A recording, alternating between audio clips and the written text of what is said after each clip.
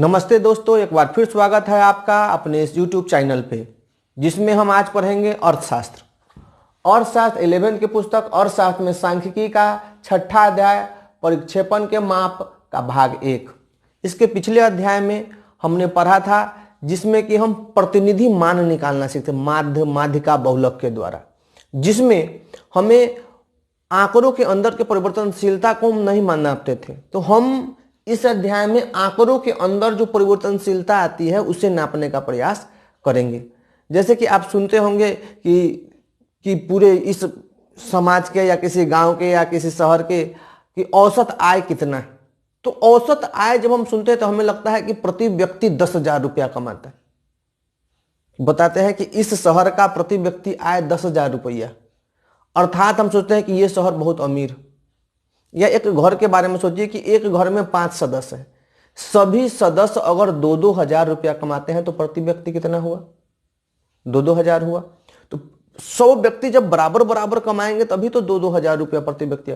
लेकिन कोई आदमी 20,000 कमाता है, कोई कमाता है 5,000, कोई कमाता है 15,000। ऐसे करके इस 3 आदमी का आंकड़ा निकालेंगे तो एक 20 कमाता है, एक 15 कमाता है, एक 5,000 कमाता है, तो 40 हुआ। तो अगर 40,000 रुपया 4 आदमी मिलकर कमाते हैं तो प्रति व्यक्ति आय कितना हो गया?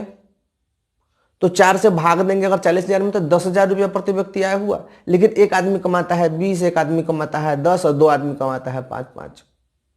लेकिन निकला क्या? प्रति व्यक्ति आय 10,000। तो सामान्य रूप से हम अगर उसको सोचते हैं तो लगता है कि हर व्यक्ति कितना कमा रहा है?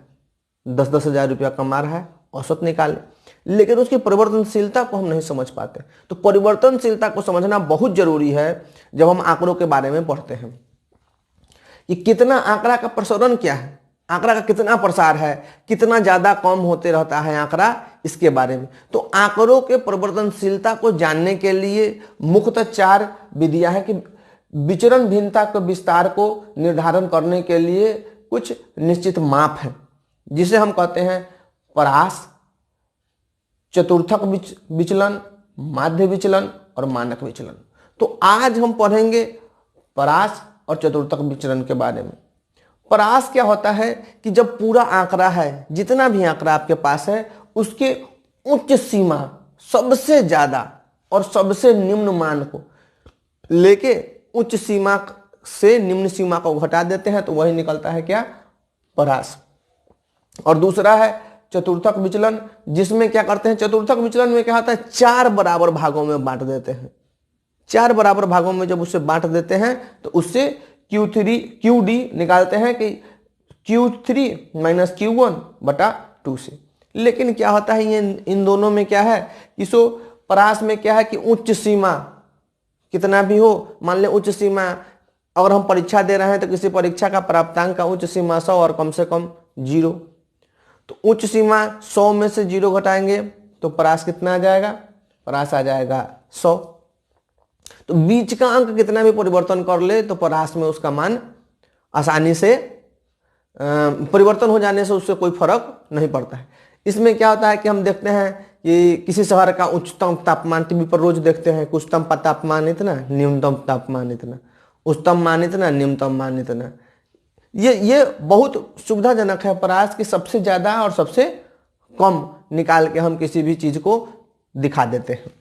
और चतुर्थक विचलन क्या होता है कि 4 बराबर हिस्सों, मतलब 25-25% करके 4 बराबर हिस्सों में उसे बांट देते हैं, जिनका मान यहाँ पे दिया गया है।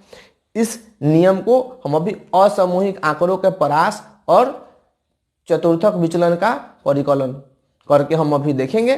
तो इसमें आपको बताया जाएगा ये क्या है। एक 11 वैल्यू दिया गया है, ये 20, 25, 29, 30, 35, 39, 41, 48, 51, 60 और 70। इसका क्या निकालना है? इस आंकड़े का परास निकालना। परास निकालते कैसे? सबसे उच्च सीमा कितना है? 70 और सबसे निम्न सीमा 20। तो 70 में से 20 घटाए कितना निकला? परास 50। आसान सा है परास निकालना, उच्चतर और न्यूनतम। लेकिन चतुर्थक विचलन निकालने के लिए सबसे पहले निकालते हैं Q1। क्या नियम है इसका? Q3 - Q1/2। तो पहले Q1 निकालते हैं। Q1 निकाल जितना मान होता है n + 1/4, क्योंकि चतुर्थक है।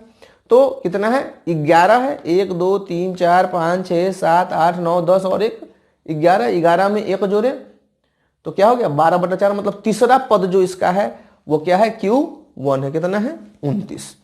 Q3 3 × n+1/4, तो 3 गुने कितना आया था 12/4, इसको काटे तो 9वां पद आ गया, तो 9वां पद कितना है 51, तो 9वां पद में से तीसरे पद को घटा के 2 से भाग दिया तो 22/2 कितना आया QD, मतलब चतुर्थक विचलन 11, मतलब ये समान पद असमूहिक आंकड़ों का। तो आज के वीडियो में हमने असामूहिक आंकड़ों का परास और चतुर्थक विचलन निकालना सीखा है।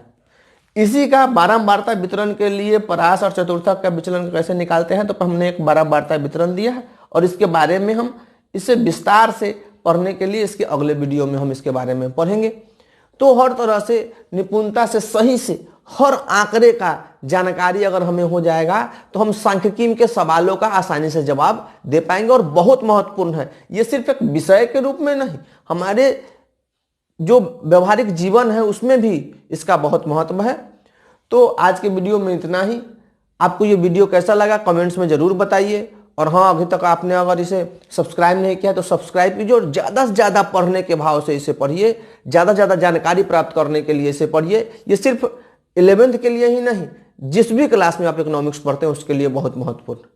तब तक के लिए बहुत बहुत धन्यवाद।